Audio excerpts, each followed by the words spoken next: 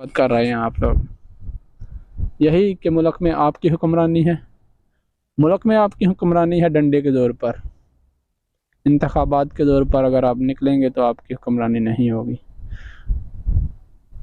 इन बड़े लुटेरों को डंडे के ज़ोर पर आप इकट्ठा कर सकते हैं, क्योंकि ये दीन फरोश, ये लुटेरे, ये जागीरदार, ये सब आपके ताबे हैं। जैसे यजीद की फ़ौज यजीद के ताबे थी, इसी तरह।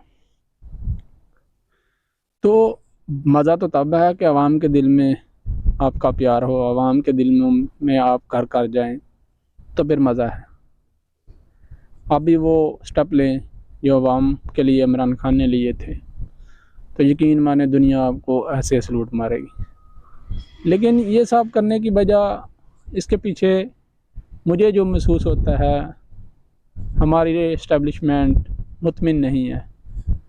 मुतमिन कैसे नहीं है कि वो सब कुछ कब्ज़े में करने के बावजूद भी मुतमिन नहीं है, क्योंकि डंडे के ज़ोर पर किया हुआ कब्ज़ा है।